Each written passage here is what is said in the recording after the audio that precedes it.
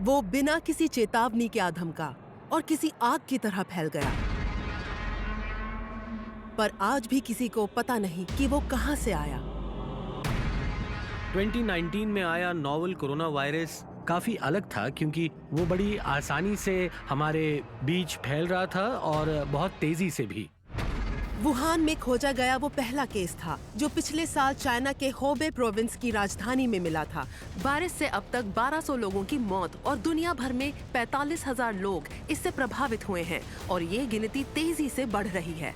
हर एक व्यक्ति जो इससे संक्रमित हुआ है उसे देख के ऐसा ही लगता है कि इसके पीछे 3 से 4 और लोग संक्रमित हुए होंगे।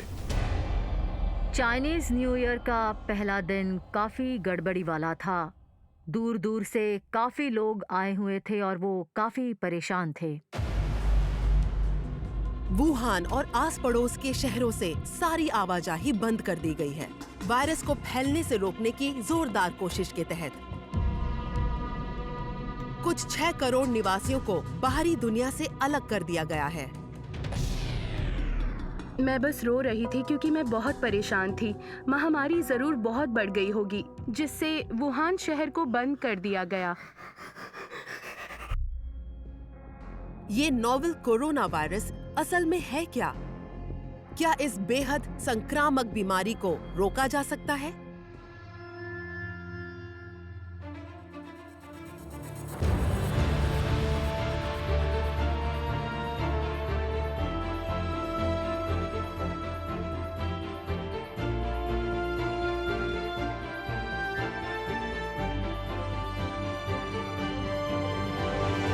Insight 2019 Novel Coronavirus The Silent Killer। Wuhan पर जैसे डर के बादल छाए थे। वो चाइना के हुबे प्रोविंस की राजधानी है और 1 करोड़ 10 लाख लोगों का घर। कई लोग पूछ रहे थे, क्या वो भी इसका शिकार होंगे? अगर जवाब हाँ है, तो कब? वो अपनों को खोने का ख्याल भी बर्दाश्त नहीं कर पा रहे थे। इस रहस्यमयी और जानलेवा वायरस ने शहर में जैसे हाहाकार मचा दिया था।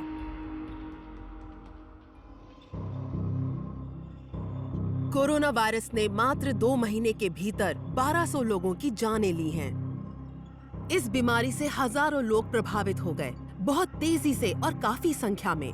और यही बात इस भयानक महामारी के डर को बढ़ा देती है।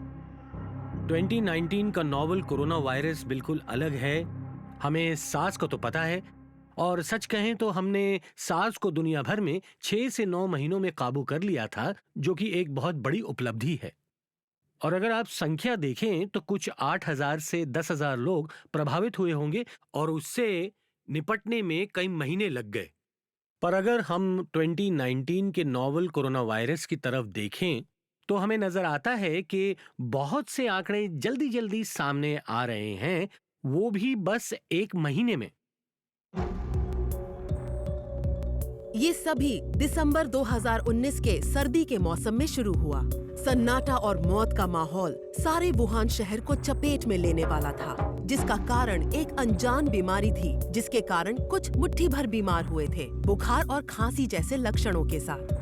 वुहान में शुरुआत बड़ी ही अजीब तरह की बीमारी से हुई और क्लिनिकल टॉप कंडीशंस के मुताबिक हम इसे अटिपिकल वायरल या अटिपिकल निमोनिया भी कहते हैं।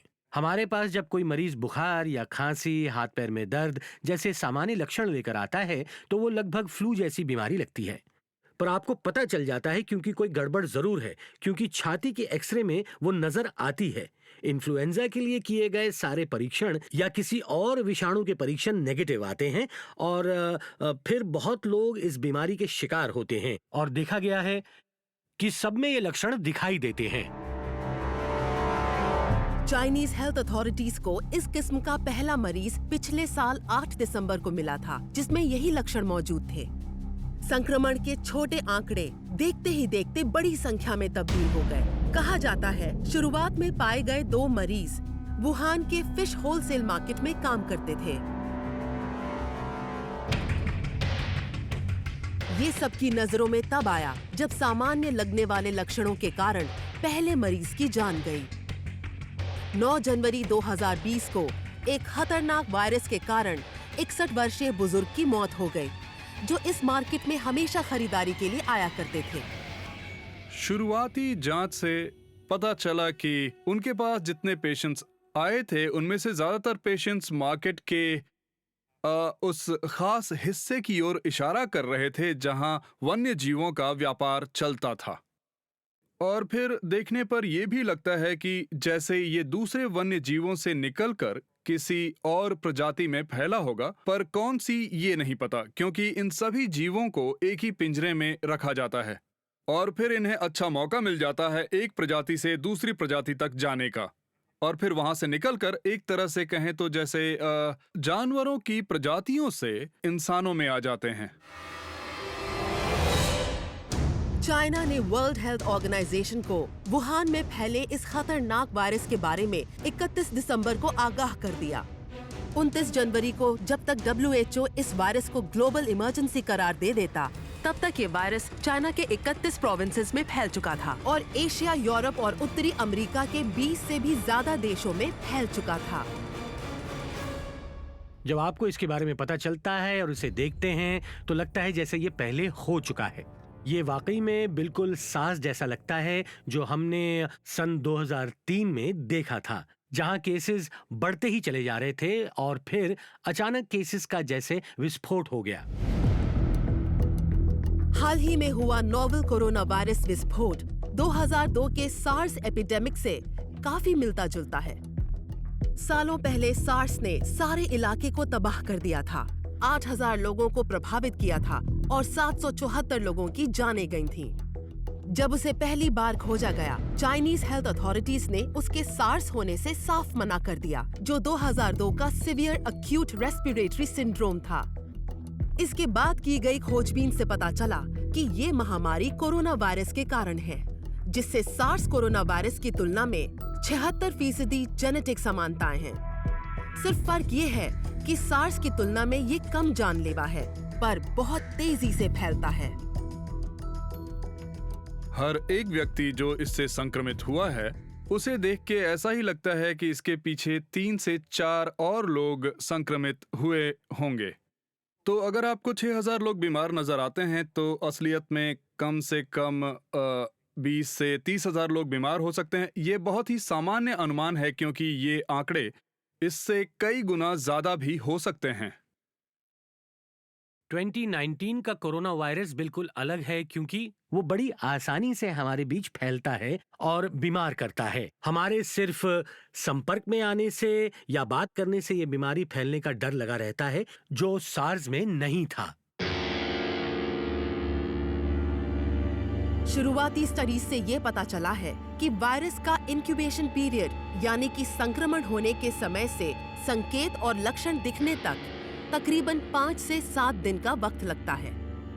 ऐसा लगता है कि मरीज दूसरों को इन्फेक्ट कर सकते हैं जब वो एसिम्प्टोमेटिक हों, मतलब जब उनमें बीमारी के कोई भी लक्षण दिखाई ना दे रहे हों। एसिम्प्टोमेटिक इन्फेक्शन और माइल्ड इन्फेक्शंस तो हम देख ही रहे थे। अब हम ऐसे लोग भी देख रहे थे जो इंक्यूबेशन पीरियड के दौरान भी बीमारी फैला सकते थे। सार्स के बारे में हालात कुछ अलग थे, जिसमें संक्रमण की गति कम नजर आती थी। Infectious disease specialist doctor Liang हो नाम इस खतरनाक वायरस से भली भांति वाकिफ हैं। वो भी तो कुछ समय पहले एक सार्स पेशेंट थे। इस वायरस से वो 2003 में बीमार हुए थे, जब वो एक महिला मरीज का इलाज कर रहे थे, जो हांगकांग से हवाई सफर करके सिंगापुर आई थी। सार्स के मरीजों से बीमारी का खतरा शुरुआती 7 दिनों के बाद सबसे ज्यादा होता है। दूसरे शब्दों में कहें तो अगर मैं बीमार हो जाता हूं और मैंने अपने आप पर पहले 7 दिनों में इलाज कर लिया, तो मैं इस बीमारी को फैलने से रोकने में कारगर साबित हो सकता हूं। पर 2019 में आया नोवेल कोरोना वायरस बिल्कुल अलग है। आप इसे सामान्य दिखने वाले लोगों में भी पा सकते हैं, और ये चाइना के मिनिस्टर ऑफ हेल्थ ने मान लिया था कि ये असिम्प्टोमेटिक व्यक्ति, जो व्यक्ति दिखने में सामान्य लगता है, वो भी दूसरों में ये बीमारी फैला सकता है और हमें 7 दिनों तक रुकने की भी आवश्यकता नहीं है। जब वे लक्षण दिखने लगेंगे, बीमारी दिखे इससे पहले से ही फैलने लगती है। इससे वायरस को बड़े पैमाने में फैलने का मौका मिल जाता है और इसी कारण हम लोग वायरस का इतने बड़े पैमाने पे फैलाव देख रहे हैं, जो वाकई ही बहुत चिंताजनक है। कोरोना वायरस कई प्रकार के प्राणियों की प्रजातियों में पाया जाता है, जैसे कैमल, कैटल, सिविट कैट्स और बैट्स। कभी-कभी वायरस स्ट्रेन्स बदलते हैं और जानवरों से इंसानों में फैलने लगते हैं। ये तरीका 2002 में आए सार्स में देखा गया था। 2012 में मध्य पूर्व के रेस्पिरेटरी सिंड्रोम या मर्स में और अब 2019 में नोवेल कोरोना वायरस में। जैसे सोचा था वैसे ही बीमारी के फैलने का कारण सामने आया। उसके बाद वुहान का सी फूड मार्केट बंद कर दिया गया, जो कानूनी और गैर कानूनी व्यापार और अनोखे वन्य जीवों के सेवन का केंद्र था। पिंजरे कभी बदले नहीं जाते और गंदगी के कारण बीमारी फैलती है। ये खतरनाक वायरस के निर्माण की जगह बन जाती है, जो कि प्राणियों में फैलती है और दूसरे दिन मनुष्यों में, जो इन प्राणियों के ठीक संपर्क में आ जाते हैं। एक दिन सही बदलाव होगा जिससे मनुष्यों में रिसेप्टर सही बैठ जाएगा और इसके कारण एक मनुष्य में बीमारी फैलना शुरू हो जाएगी। पर ऐसा कौन सा प्राणी या कौन सा रिजर्वॉयर था जिसकी वजह से ये बीमारी फैली है? अब ये सब जानने में हमें कुछ और समय लगेगा। हमें सार्स को समझने में भी कुछ वक्त लगा था। अगर मुझे ठीक से याद है तो 10 महीने लगे थे, तो अब ये कुछ समय तक चलता रहेगा। हालात बहुत जल्दी बदल रहे हैं। इस वक्त वायरस ताकतवर होते जा रहे हैं। बीमारों की संख्या और ज्यादा बढ़ने वाली है। इसलिए हमें बस मानसिक तौर पर तैयार रहना होगा, क्योंकि ये सार्स से भी भयानक हो सकता है। सामान्य लोगों की इस पर प्रतिक्रिया क्या है? डॉक्टर्स और नर्सेस इससे कैसे निपट रहे हैं? हमारी नर्सेस ने पूरे दिन कुछ भी खाया पिया नहीं था। मैं चिंता करती रही और जब मेरी आंख खुली और मैंने खबरें देखी कि वुहान को बंद कर दिया गया है, तब मैंने उसी समय अपनी माँ को फोन लगाया। जिस पल मैंने उनसे बात करनी शुरू की, तब से वो बस रो ही रही थी। उन्हें बहुत गहरा सदमा लगा था।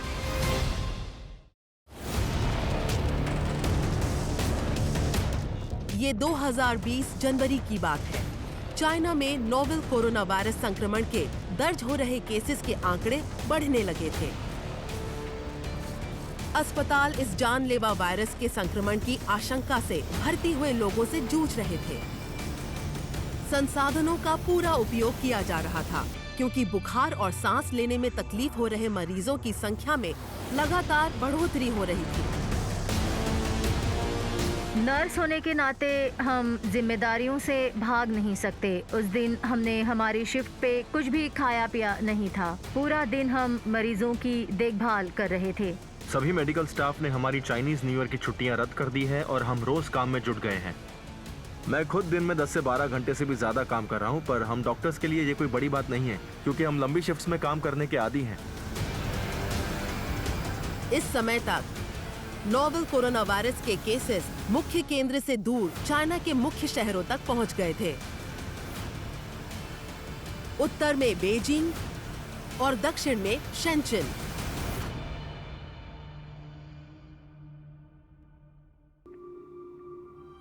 चौ चुए चुआंग शेंचन के पीडियाट्रिक वार्ड में एक सीनियर नर्स हैं। जब उन्हें पहली बार इस महामारी के बारे में चेतावनी मिली, तो उन्होंने जल्दी से अपना नाम इन्फेक्शियस डिजीजेस डिपार्टमेंट में वॉलंटियर बनने के लिए दर्ज कराया। जबकि वो संक्रमण की बीमारी से लड़ने के लिए ट्रेंड नहीं है, फिर भी उन्होंने ये जिम्मेदारी उठाई। उन्होंने मदद करना अपनी जिम्मेदारी समझी। उन लोगों को जो अस्पताल में इलाज करवाने आ रहे लोगों की तादाद से उलझ रहे थे।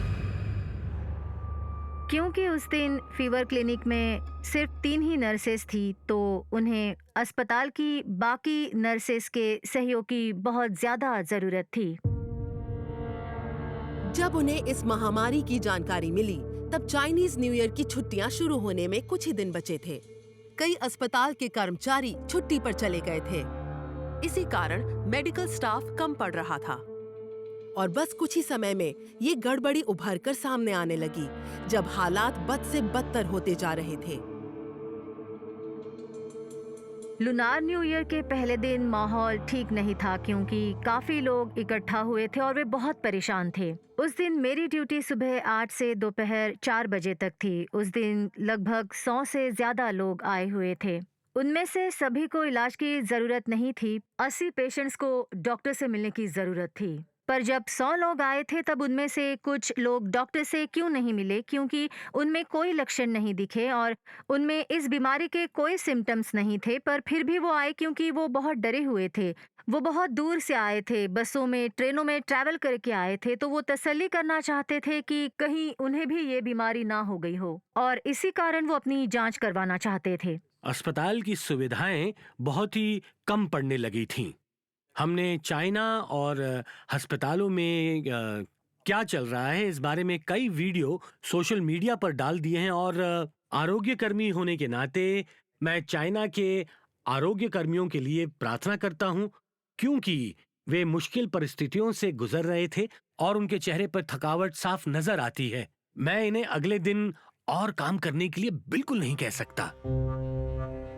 जो को कुछ भावुक परिस्थितियों का भी सामना करना पड़ा, जब एक स्थिति में उसे एक बच्चे को जिसे वायरस हुआ था उसके माता पिता से अलग करना पड़ा। उसे ये कठोर कदम उठाना पड़ा उनकी सुरक्षा के लिए। वहाँ पर एक बच्चा था जिसके माता पिता वुहान से वापस आए थे। माता पिता में तो कोई लक्षण नजर नहीं आए, पर बच्चे को बुखार था। बच्चे को बुखार होने की वजह से और मुश्किल हालातों की वजह से हमने उसके माता पिता को वार्ड में ना रुकने की सलाह दी। इसलिए सिर्फ उसकी दादी बच्चे की देखभाल करती थी। माता पिता बहुत परेशान थे। हालात काफी नाजुक थे। उन्हें अलग करना भले ही अच्छा ना लगा हो, पर ये उनकी अपनी सुरक्षा के लिए बहुत ही जरूरी था। मैं सच कहती हूँ, मुझे बहुत बुरा लग रहा था, लेकिन उस वक्त जो करना जरूरी था मैंने वही किया। अगर मैंने ऐसा नहीं किया होता तो उन सभी को ये बीमारी हो जाती। 20 जनवरी को एक महत्वपूर्ण मोड़ आया जब अधिकारियों ने वायरस से जूझने की नीति बदली। वायरस के मिलने के कई हफ्तों तक चाइनीज अधिकारी यही बताते रहे कि ये रहस्यमयी वायरस जानवरों तक ही सीमित है। लेकिन उस दिन आखिरकार चाइना के जाने माने और उम्दा एपिडेमियोलॉजिस्ट डॉक्टर चुंग नांगशान ने मानो बम ही गिरा दिया। टीवी पर दिए गए इंटरव्यू में उन्होंने इंसानों से इंसानों में इस जानलेवा वायरस के फैलने के केसेस मिलने का खुलासा किया। इससे चाइना में इस महामारी से जूझने का तरीका ही बदल गया। एक कठोर कार्यवाही के तहत चाइना ने वुहान शहर को, जिसकी आबादी 1 करोड़ 10 लाख है, नजर कैद कर दिया। शहर की तरफ जाने वाले सभी रास्ते सील कर दिए गए और पब्लिक ट्रांसपोर्टेशन बंद कर दिया गया। इसी तरह हुबे प्रोविंस को भी सील कर दिया गया, जिसमें कुछ 6 करोड़ लोग रहते हैं। चाइनीज गवर्नमेंट ने इस इलाके में लोगों का आना जाना पूरी तरह से रोक दिया है। चाइना के अंदर और बाहर के इलाकों में भी आने जाने पर रोक लगा दी गई है ताकि लोगों पर सही नियंत्रण रहे, और उन्होंने चाइनीज न्यू ईयर की छुट्टियां भी बढ़ा दी है। ऐसी परिस्थितियों में जहां महामारी फैली हो, वहां डर और अफवाहों के फैलने से और ज्यादा मुश्किलें बढ़ सकती हैं। इसलिए वक्त रहते जरूरी जानकारी देना सही साबित होता है। मुझे लगता है ये सही कदम था और ये सिर्फ चाइना में ही किया जा सकता है। फिर भी कई वुहान के लोग अपने परिवार के उन लोगों के भविष्य के लिए चिंतित हैं जो शहर में कैद पड़े हैं। 22 साल की लू वुयन इन्हीं में से एक है। वो पिछले 1 साल से बीजिंग में काम कर रही थी और अपने घर वुहान लौटकर चाइनीज न्यू ईयर अपने परिवार के साथ मनाने की राह देख रही थी। पर घर वापसी का ये लंबा इंतजार इस खबर के आने पर टूट सा गया जब इंसान से इंसान में वायरस के फैलने की बात सामने आई।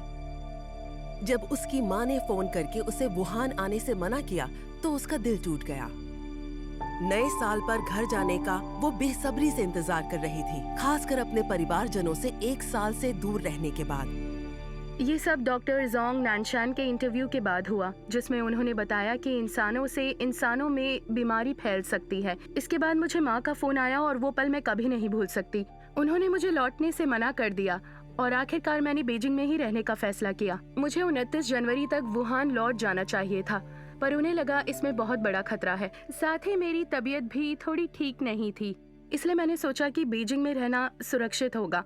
पहले मैं बीजिंग में रहना नहीं चाहती थी, मैं घर लौटना चाहती थी, पर मेरे परिवार ने सलाह दी कि बीजिंग में रहना ही ज्यादा सुरक्षित होगा, इसलिए मैं यहाँ से लौट कर नहीं गई, मैं यहीं रुक गई। उसने नया साल बीजिंग में अकेले मनाया, पर इससे उसके मन को सुकून नहीं मिला, क्योंकि वो अपने माता पिता की सुरक्षा के बारे में ही सोचती रही। कम से कम दिन में 2 वीडियो चैट होते थे, दोपहर को और रात को खाने के समय पर, ये जानने के लिए कि वो क्या खा रहे हैं और क्या कर रहे हैं। ये जानने के लिए कि वो कहीं बाहर तो नहीं गए। उन्हें बाहर बिल्कुल नहीं जाना चाहिए। सुबह 4 बजे मेरी आंख खुली एक बुरे सपने से, क्योंकि मेरी मानसिक अवस्था ठीक नहीं थी। मैं चिंता करती रहती और जब मैं तकरीबन 4 बजे उठी, मैंने शहर बंद करने की खबर सुनी। मैंने तुरंत माँ को फ़ोन लगाया। मुझे वो फ़ोन कॉल याद है। जैसे ही मैंने आंखें खोली, मैं बस रो ही रही थी। मैं रो रही थी क्योंकि मुझे उनकी बहुत ज़्यादा फिक्र हो रही थी। महामारी ने ज़रूर भयंकर रूप ले लिया होगा, तभी पूरा शहर बंद कर दिया गया है। उस वक्त मैंने मेरी माँ से पूछा, अब आगे क्या उनकी ज़रूरत का सामान उनके पास है? मैंने इंटरनेट पर देखा तो लोग कह रहे थे कि जल्दी से हवाई जहाज़ से शहर से निकलो। ये बताता है कि शहरों को बंद करने से पहले फैलाव कितना भयंकर और तेजी से हुआ होगा, और उसी वक्त में काफी लोग बीमार हुए थे, और जो चाइनीज न्यू ईयर मनाने के लिए वुहान से बाहर जाने वाले थे। साथ ही साथ इसी बीच फैलाव और भी तेजी से होने लगा, इसलिए चाइनीज गवर्नमेंट ने जो भी किया वो बिल्कुल सही था, और मेरे हिसाब से यही होना चाहिए था। ये बहुत बेरहम और कल्पना से परे लगता है, पर जो किया वही सही था। जब 2002 में सार्स फैल गया था, तब पूरी दुनिया इससे अनजान थी कि ये वायरस कितना जानलेवा है और कितनी तेजी से फैल सकता है। आज 2019 के नोवेल कोरोना वायरस का तेजी से फैलना भी खतरे की घंटी है। वर्ल्ड हेल्थ ऑर्गेनाइजेशन ने वुहान में रहस्यमय वायरस फैल जाने के बारे में 31 दिसंबर 2019 के कुछ ही दिनों बाद चेतावनी दे दी। इसके बाद सभी देशों ने इस वायरस को रोकने के लिए सुरक्षा कड़ी कर दी। सिंगापुर में उदाहरण के तौर पर वुहान से आने वाले यात्रियों पर नजर रखने के लिए एयरपोर्ट्स पर थर्मल स्क्रीनिंग्स लगा दी गई। इस घटना के बाद चाइनीज और फॉरेनर्स जो अभी चाइना घूम के आए थे, उन पर रोक लगा दी गई। आज लगभग हर खंड के देशों ने इसी तरह के कदम उठाते हुए उनकी सीमाएं चाइना से आने वाले यात्रियों के लिए बंद कर दी हैं, क्योंकि चाइना के बाहर भी ये बीमारी तेजी से बढ़ रही थी। नोवेल कोरोना वायरस के 45,000 से भी ज्यादा कंफर्म्ड केसेस लगभग 25 अलग अलग देशों में और प्रदेशों में पाए गए हैं। वैसे तो कई मुश्किलें हैं, पर सबसे बड़ी मुश्किल ये है दुनिया भर में हो रही यात्रा। क्योंकि पता है, अगर आप ये कहेंगे कि लोगों को चाइना से आने ना दिया जाए, तो फिर भी चाइना के बाहर भी इस बीमारी के शिकार हो चुके लोग हैं, और ये लोग अब भी सभी जगह घूम रहे हैं। और इसीलिए खतरा अब भी बना है। जहां बहुत से सामान्य दिखने वाले लोग दुनिया भर में हैं, वहां खतरा दिखाई नहीं देता और उनसे बीमारी की संभावनाएं बनी हुई हैं। अब ये कितना संक्रामक है और फैल सकता है, ये हमें नहीं पता है। सार्स की यादें एशिया के 2 शहरों पर अपना दुख भरा साया छोड़ गई हैं, हांगकांग और सिंगापुर। इन दोनों ने ही मेनलैंड चाइना के बाहर इस बीमारी की सबसे ज्यादा मार झेली है। हांगकांग में 299 जानें गईं और सिंगापुर में 33। पर इस दुख भरे अनुभव ने हम लोगों को ऐसे खतरनाक वायरस से निपटने के लिए और सक्षम बना दिया। हांगकांग वासी कमाल के थे। हांगकांग की नर्स प्रशासकों को पता था कि क्या करना चाहिए। वे हिचकिचाए नहीं, उन्होंने स्कूल्स को बंद किया और हर जगह इमरजेंसी डिक्लेयर कर दी। सिंगापुर में, जहां मुझे ऐसी बीमारियों के बारे में तुरंत पता चल जाता है, हमारे यहाँ हर साल सार्स जैसे वायरस के खिलाफ लड़ने के लिए एनुअल ड्रिल्स होती हैं। हम यहाँ इसकी तैयारी पिछले 16 साल से करते आ रहे हैं और मैं ये कहूँगा कि हम 2019 के नोवेल कोरोना वायरस के लिए तैयार हैं। आप देख सकेंगे कि किताबें और कई सारे प्रोटोकॉल्स लिखे हुए हैं। क्या करें अगर ऐसा हुआ तो, क्या करें अगर आप नहीं हो तो, इलाकों की पहचान कैसी की जाए, लोगों को आराम करने के लिए कहाँ रखा जाए, हमें अतिरिक्त कर्मचारी कहाँ से मिल पाएंगे, स्कूलों का क्या होगा जब वो बंद हो जाएंगे, क्या होगा जब कोई काम नहीं करेगा, काम के लिए ज्यादा लोग कहाँ से आ पाएंगे। इन सारे सवालों के जवाब बीमारी फैलने से पहले ही तैयार रखे हैं। डॉक्टर यू चीजियन यूनियन हॉस्पिटल शेंजन के इन्फेक्शियस डिजीजेस डिपार्टमेंट में चीफ फिजिशियन हैं। जब उन्होंने इस रहस्यमय वायरस के बारे में पहली बार सुना तो वो हैरान हो गए। मेरे सहयोगी और मैं ऑफिस में थे और हमने वीचैट पर इस बीमारी के बारे में पढ़ा। हमें पहले आश्चर्य हुआ और उस समय मुझे लगा कि ये कोई मामूली सी बीमारी होगी। हमें लगा नहीं था कि ये इस कदर फैल जाएगी। हम वाकई में इस बीमारी को लेकर बहुत हैरान हो गए। तब उन्होंने अस्पताल में इमरजेंसी रिस्पांस टीम बनाई और दूसरे विभागों से सहयोगियों को बतौर वॉलंटियर नियुक्त कर दिया। हाँ, मैं रिस्पांस टीम का सदस्य हूँ। मैं ऑर्गेनाइजर भी हूँ।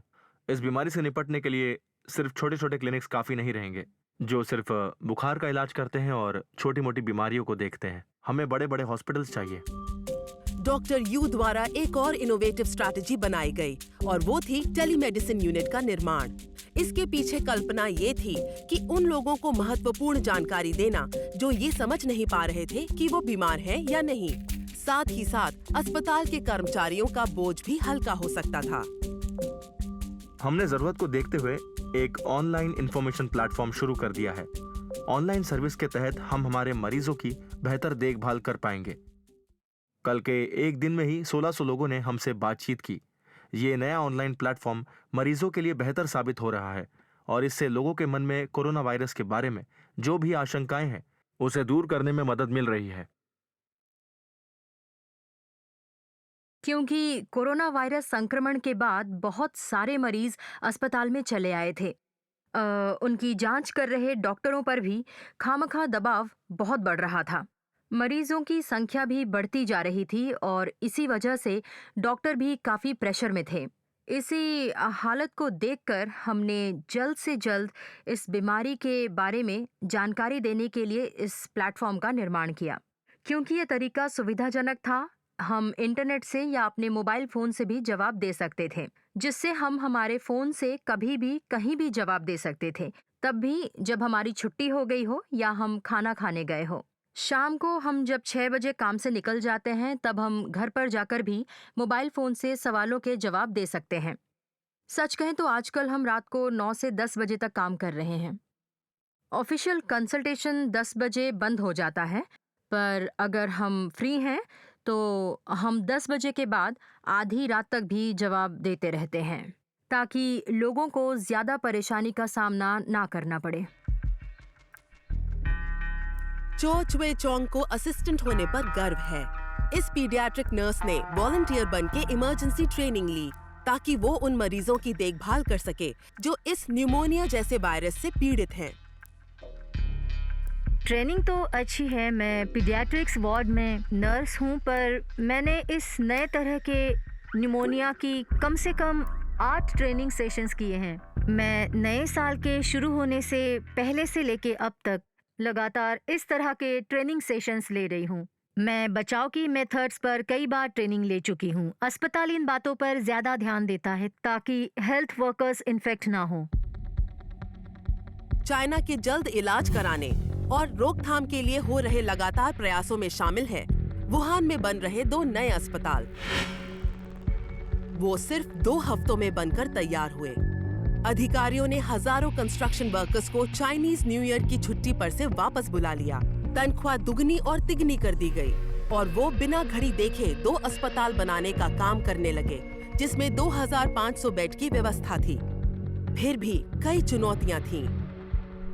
इन सारे रोकथाम के लिए किए जा रहे कामों के पीछे एक सोच थी जिसे डॉक्टर्स पिरामिड कहते हैं।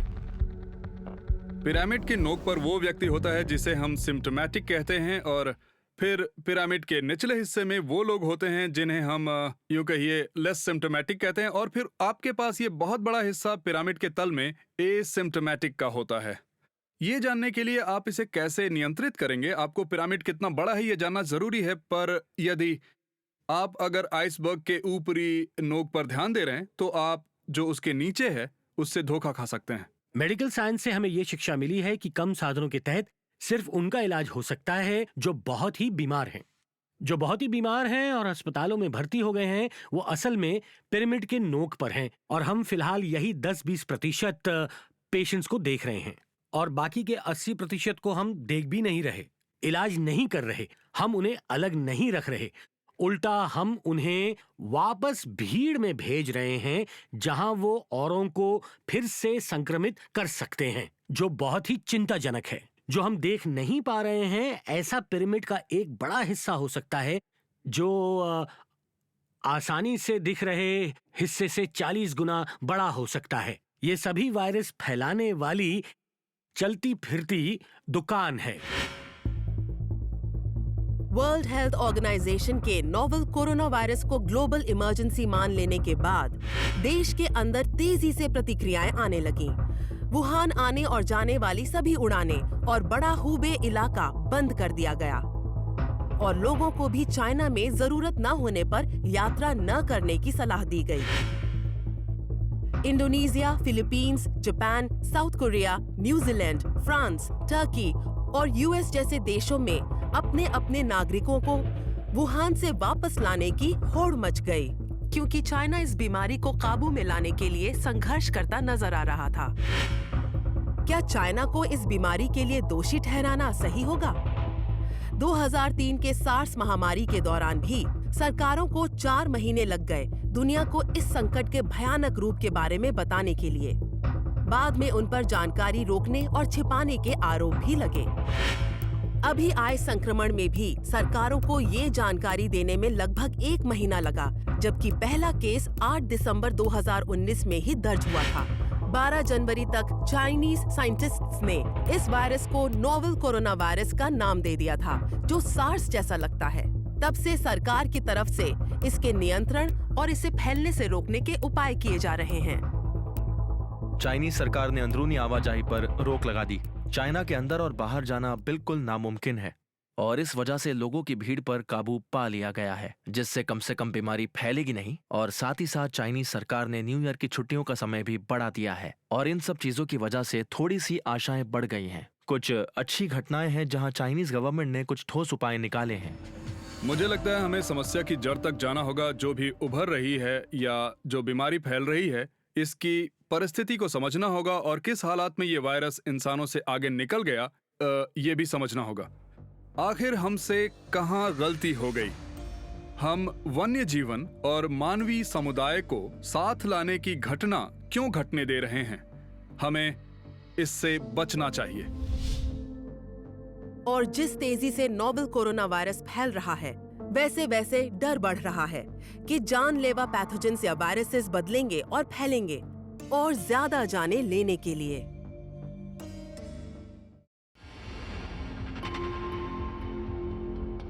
नोवेल कोरोना वायरस के पहले केस मिलने से अब तक 2 महीने से ज्यादा समय बीत चुका है। चाइना के ज्यादातर चहल पहल वाले शहरों के रास्ते ज्यादातर शांत और सुनसान हैं। ऐसा नजारा दिखना अब देश में आम बात हो गई है।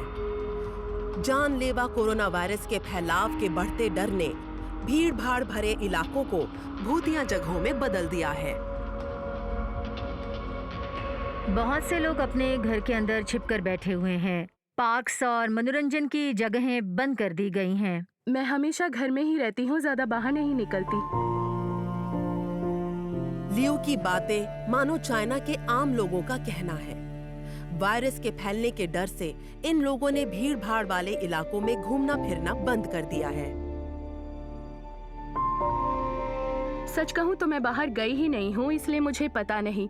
पर मैं एक बात बताना चाहूंगी कि जब मैंने अपनी माँ को फोन लगाया था तो उन्होंने कहा था कि वुहान की भाषा का प्रयोग बीजिंग में ना करें। जब भी मुझे फोन करो तो वुहान की भाषा में बात मत करना, हो सकता है वहाँ से गुजरने वाले लोग तुम्हारा मजाक उड़ाएं। वो काफी परेशान है उसके दोस्त और माता पिता की परिस्थिति देखकर। सभी जगहों से आश्वस्त कर दिए जाने के बावजूद उन्हें ये बात पता है कि वो सिर्फ इतना ही कर सकते हैं जिससे इस बर्बाद कर देने वाले वायरस से अपने आप को बचाया जा सके। मुझे लगता है वो काफी परेशान है, पर माता पिता होने की वजह से वो इस बात को मुझसे जाहिर नहीं कर रहे। मेरी घबराहट और चिंता मेरे दोस्तों के कारण बढ़ जाती है। उनमें से कुछ लोगों की अभी अभी नौकरी लगी होगी और वो जल्दी घर चले गए होंगे, इसलिए वो अभी भी वुहान में ही होंगे, पढ़ाई या काम के सिलसिले में। इस वजह से हमारी बात सीधी और सच्ची होती है। वो मुझे बताते हैं कि वो कैसा महसूस कर रहे हैं। वहाँ बहुत ही निराशा और चिंता का माहौल है। वहाँ उन्हें टैक्सी तक नहीं मिल रही। पर मेरे माता पिता की बात करें तो वो हमेशा यही कहते हैं कि यहाँ सब कुछ ठीक है, सब सुरक्षित है, मुझे चिंता नहीं करनी चाहिए। पर मैं सच्चाई को अनदेखा नहीं कर सकती। सच्चाई ये है कि डर का माहौल वुहान के हर घर में फैला हुआ है। अधिकारियों के वायरस की रोकथाम के लिए की गई लाख कोशिशों के बावजूद मौत के आंकड़े थमने का नाम ही नहीं ले रहे हैं। इस बीच साइंटिस्ट की टीम वक्त के साथ चल रही इस दौड़ में एक वैक्सीन की खोज कर रही है जो इससे लड़े और बीमारी को फैलने से रोके। क्या ऐसा कुछ हो सकता है जिससे जल्दी ही इसकी वैक्सीन बनाई जा सके? अभी आए नोवेल कोरोना वायरस की एक अच्छी बात ये है कि हम हमारे पास उपलब्ध सार्स कोरोना वायरस वैक्सीन के ज्ञान का उपयोग कर सकते हैं और सभी सिद्धांतों का 2019 नोवेल कोरोना वायरस पर प्रयोग भी कर सकते हैं। उन्हें बस अब इतना ही करना है कि उसे डिजाइन करना है। डिजाइन करना तुलना में आसान है। इसे बढ़ाते समय बताओ कि वैक्सीन वही काम करेगी जिस काम के लिए वो बनी है। फिर इसके हजारों में प्रोटोटाइप बनाए जाएंगे ताकि ये सभी लोगों को एक बड़ी संख्या में दिया जा सके।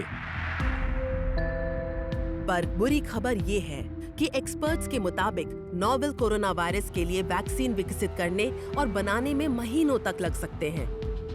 वैक्सीन को उपयोग में लाने से पहले इसे कई क्लिनिकल ट्रायल से गुजरना होगा ताकि ये वक्त रहते बीमारी का फैलाव रोकने के काम आए। इसे आसानी से 9 से 12 महीने लग सकते हैं। हालांकि अभी भी वैक्सीन उपलब्ध है, इस समय भी है, पर भारी मात्रा में इसे बनाने के लिए कई महीनों का समय लग सकता है। हम लाखों करोड़ों डोजेस की बात कर रहे हैं, चाइना के, पूरे एशिया के और पूरी दुनिया के लोगों तक आसानी से पहुंचने के लिए, और इसमें समय तो लगेगा ही। इसी बीच आसानी से मिलने वाली वैक्सीन न होने के कारण तुरंत ही बचाव करने वाले उपाय जोर शोर से लागू करने होंगे। चाइना ने तब से अपने लोकप्रिय जानवरों के व्यापार पर रोक लगा दी है जब तक ये मसला हल नहीं हो जाता। इंटरनेशनल साइंटिफिक कम्युनिटी से भी लगातार दबाव बढ़ रहा है कि ये रोक हमेशा के लिए कायम कर दी जाए। मुझे लगता है ये कुछ जो सार्स के समय हुआ वैसा ही है, क्योंकि वन्य जीवों के व्यापार को देखिए तो पता है अगर तभी काफी चीजें कर दी गई होती 15 से ज्यादा 17 साल पहले शायद, जाने दीजिए, हम पीछे तो जा नहीं सकते हैं। इंसान और जानवर साथ साथ रहने के लिए नहीं बने हैं।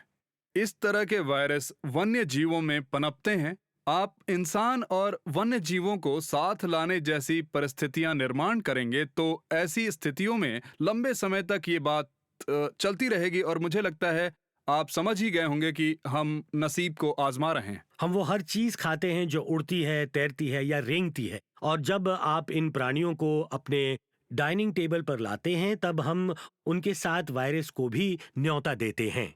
हो सकता है आप खाना खाते समय ना देख पाते हों क्योंकि वो पकाते समय नष्ट हो जाते हैं, पर खाना बनाते समय खाना पकाने वाला, प्राणी लाने वाला, वो मार्केट जहां से प्राणी बिकते हैं, ये सब इस वायरस के रडार पर आ जाते हैं। हमने बिल्कुल यही देखा जब सार्स 2003 में आया था। 2003 में उन्हें पता चला था कि प्राणी रखने वालों में सार्स का फैलाव हो गया था। असली सार्स आने से पहले ही ये एक तरह से जन्म ले चुका था, जैसे उन्होंने सार्स के लिए रोग प्रतिकार शक्ति बना ली हो। और इसे रोकने का एक उपाय ये है जो चाइना की सरकार ने कर दिया है, वो है वन्य जीवों को खाने में शामिल ना करना। शायद हमें हमारे खानपान के बारे में फिर से सोचने की जरूरत है। पर जैसे जैसे वायरस को काबू में लाने का ये युद्ध बढ़ेगा, और भी अनजान सवाल खड़े होंगे जिनके जवाब हमें देने होंगे। उदाहरण के लिए, वायरस कितना जानलेवा है? ये कहां पैदा हुआ है? ये कैसे फैलता है? ये बड़ी तेजी से चाइना में फैल रहा कोरोना वायरस क्या भयानक महामारी का रूप ले लेगा? वास्तविकता ये है कि अब तक इस वायरस ने 1200 से भी ज्यादा लोगों की जानें ली हैं। मौत के आंकड़े सार्स को भी पार कर गए हैं। मरने वालों की संख्या और बहुत ही कम समय में पुष्टि किए गए केसेस, इन दोनों ही मामलों में। पर अब भी उम्मीद कायम है कि बुरा वक्त गुजर जाएगा। सवाल सिर्फ ये है कि ये कैसे और कब तक होगा।